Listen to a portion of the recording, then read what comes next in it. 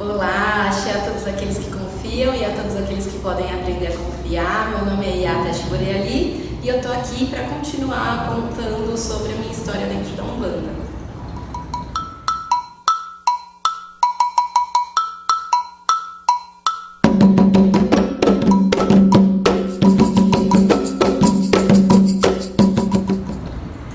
Hoje eu vou contar para vocês, com riqueza nos detalhes, sobre o meu processo do desenvolvimento mediúnico. No outro vídeo eu contei o quão difícil foi, de repente, não aceitar, mas assimilar de que aquilo realmente estivesse acontecendo comigo. Tinha muitos momentos em que eu ficava muito perturbada, muito confusa, porque eu escutava uma voz, essa voz da avó Aurora, dizendo: eu vou aparecer para você. E aquilo me dava muito medo. Como eu disse no outro vídeo, passei 30 dias sem dormir, porque eu já imaginava uma senhora, uma velhinha vindo no pé da cama, da maneira mais assustadora possível. Eu demorei muito tempo para entender que não era dessa forma que iria acontecer, de uma forma assustadora. Afinal, eles são nossos melhores amigos. Nenhum melhor amigo iria fazer isso, nem comigo e nem com ninguém. Então, a avó disse pra mim que ela iria sim aparecer pra mim, que eu ia ter que vê-la, mas que era pra eu ficar tranquila, porque seria num dia de muita felicidade pra mim. Ou seja, o que eu comecei a fazer, não queria ficar feliz.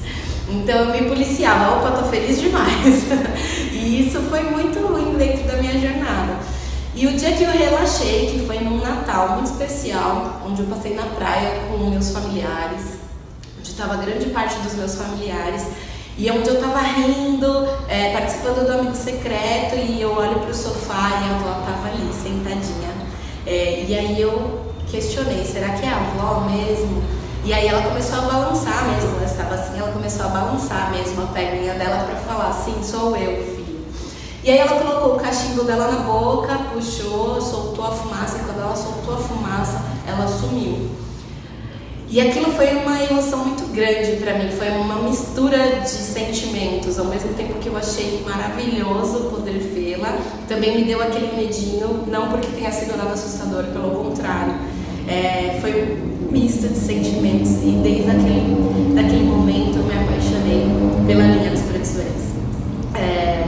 Ela só veio para falar: tá tudo bem, filha, eu só queria que você soubesse como eu sou, como são as minhas vestimentas, como é a minha forma de trabalhar, que eu não sou nenhum monstro assustador como a nossa mente faz a gente imaginar. Então, desde esse dia, as coisas começaram a ficar mais tranquilas, mais serenas. Eu comecei a entender como era a forma deles se apresentarem, deles se conectarem comigo, e como a gente poderia trabalhar de uma forma saudável, suave, feliz. Depois desse dia, a minha conexão com a avó Aurora ficou cada vez maior, onde ela se fez muito presente em várias etapas do meu desenvolvimento mediúnico dentro do terreiro. No desenvolvimento mediúnico lá no terreiro, que eu trabalhei por muito tempo, eles perguntavam qual é o nome do guia, risca o ponto. Você tinha que cumprir essas regrinhas para você mostrar que realmente você era um bom médium, ou que você realmente estava incorporado ali trabalhando.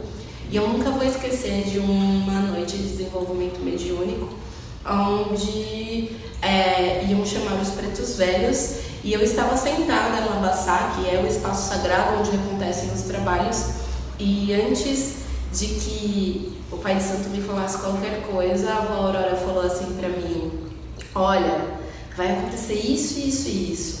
Ele vai pedir para vocês levantarem, ele vai cantar para os pretos velhos, eu vou vir em terra, e ele vai perguntar o meu nome.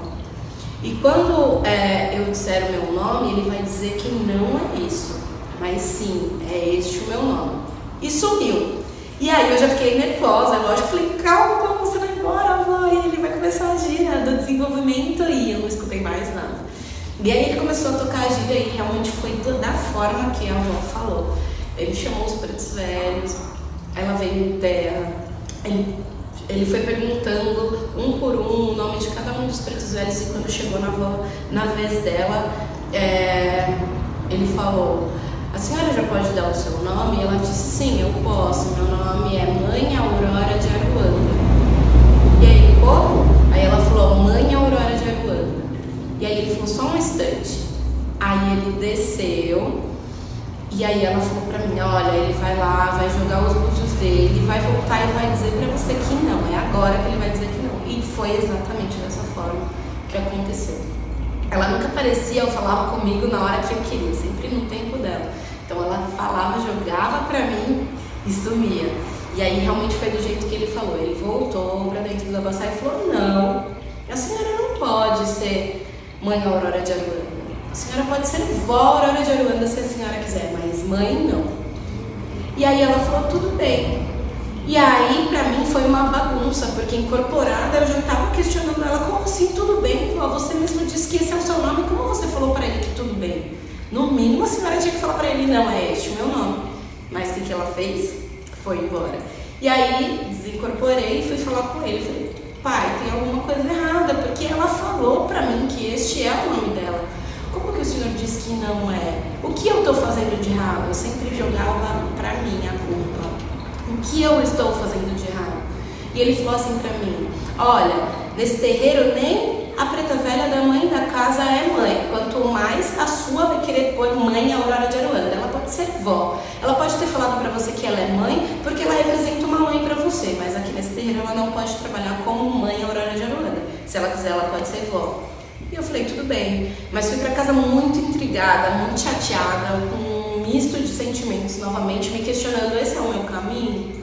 Porque se o Espírito está falando, este é o meu nome, quem sou eu para falar que não é o nome? E por que aquele Espírito estava aceitando aquilo? Esses eram os questionamentos que ficaram por muito tempo dentro da minha cabeça. E aí, com o passar do tempo, isso foi acontecendo com diversos guias. Isso aconteceu com um caboclo meu também. O meu caboclo, ele se chama Seus Sete Folhas Verdes, mas ele nunca pôde ser Seus Sete Folhas Verdes. Num desenvolvimento mediúnico, quando ele disse o nome, disse Seus Sete Folhas Verdes, o Pai de Santo disse pra mim, olha, aqui nesse terreiro a gente não trabalha com caboclos, com um caboclo chamado Sete Folhas Verdes. Aqui a gente só trabalha com caboclos de pena, então se você quiser, ele pode ser seu pena verde. E eles sempre aceitaram e eu não entendi o porquê e sempre achei que estava tudo errado. Passou muito tempo para eu entender que eles só queriam trabalhar. Passou muito tempo para eu associar a atitude deles com a história de Zélio de Moraes, com a história do Caboclo das Sete Encruzilhadas, quando ele dizia, se eu tenho que ter um nome, então que seja Caboclo das Sete Encruzilhadas. Era a mesma coisa que estava acontecendo com os meus guias. Se eles precisam ter um nome, então que seja esse que você está me dando, eu só quero trabalhar. E não existe coisa mais linda dentro da Umbanda em ver a humildade desses guias, não fazer questões de rótulos, eles só querem trabalhar em prol da caridade. E foi aí que eu fui me apaixonando cada vez mais, mas sentindo um vazio. Um vazio porque não, aquilo já não me cabia mais, aquele chinelo que um dia foi tão especial e coube tão perfeitamente em mim, já não era mais aquilo que eu queria. E aí também, acontecendo outras coisas na minha vida ao mesmo tempo, sofrendo preconceito no último ano de faculdade, faço questão de fazer um vídeo só sobre isso, falando sobre esse preconceito que eu sofri, até mesmo porque teve uma irmã muito especial que me perguntou se eu já sofri preconceito na minha vida. Eu venho falar sobre isso. Então foi uma época muito difícil da minha vida, minha mediunidade e a flor da pele, vivendo no último ano da faculdade um preconceito muito horroroso e sentindo esse vazio de não é mais isso, não é mais esse o caminho, e eu sem saber para onde ir, até que eu conheci o meu marido. Na época ele era jogador de futebol profissional e ele viajava muito. E eu falava, poxa, como que vai ser isso? Porque eu tô no terreiro de quinta a domingo, ele quase não tem folga, o campeonato era muito longo, como que eu vou fazer para levar essa relação adiante? E aí eu lembrei da seguinte frase, nem tanto o céu e nem tanto a terra.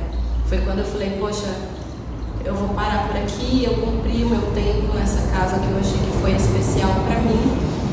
E vou seguir a minha vida e do mesmo jeito que os meus guias me trouxeram até aqui, eles vão me guiar para onde eu tiver que ir. Então foi quando, com toda a humildade do mundo e com o coração coração cheio de gratidão, eu agradeci a casa e disse: eu preciso ir, meu coração pede para eu ir para outros caminhos. É lógico que não é uma decisão fácil, é uma decisão difícil, você se sente desamparada, como eu vou ficar, e as minhas proteções e a minha conexão, mas eu resolvi seguir esse instinto que estava latente dentro de mim. Bom, gente, espero que vocês estejam gostando da minha história, de um pouquinho da minha história. Eu venho com mais conteúdo no vídeo parte 3, que é quando eu falo mesmo sobre a minha missão sacerdotal. Joia? Curtem esse vídeo, se inscrevam no canal, ativem as notificações, comentem, compartilhem e aguarde que eu vou responder cada um dos comentários.